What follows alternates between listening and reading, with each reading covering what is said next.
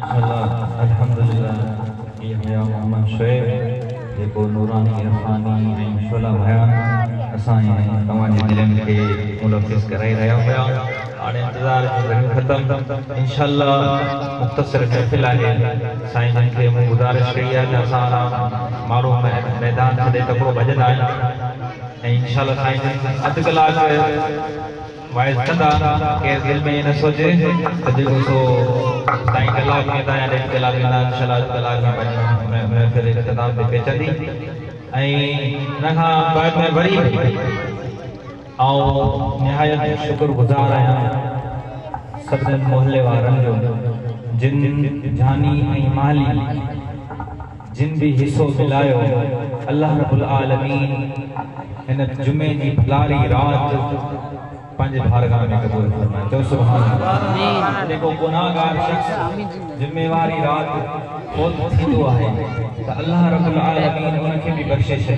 चओ सुभान अल्लाह। अल्लाह रब है पर जेकॾहिं ही मिलाद जी महफ़िल न में को सियासी मक़सद आहे न ही असांजो को ज़ाती आहे कंहिंजो नालो कोन खयो आहे जिन जिन भी मदद कई आहे। चओ सुभान अल्लाह। कंहिंजो ज़ाती नालो न खयो आहे ऐं मूं बि सही क्लियर कयो आहे। सम्झिया दादा।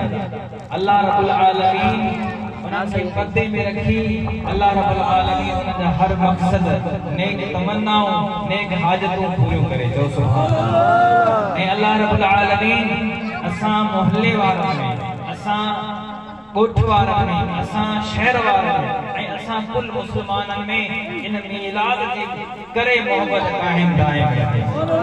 ॾिसो गॾु थिया आहियूं को कहिड़े कबीले सां को कहिड़े कबीले सां को कहिड़े कबीले सां पर असीं कंहिं मक़सद लाइ गॾु थिया महबूब जे मिलाद कंहिंजे महबूब जे मिलाद जे मक़सद लाइ गॾु थिया आहियूं। इहा ई हिकु शइ आहे इहा ई मोहब्बत आहे इहा ई उल्फत आहे जेकी असांखे गॾु कंदी। चओ सुभान अल्लाह।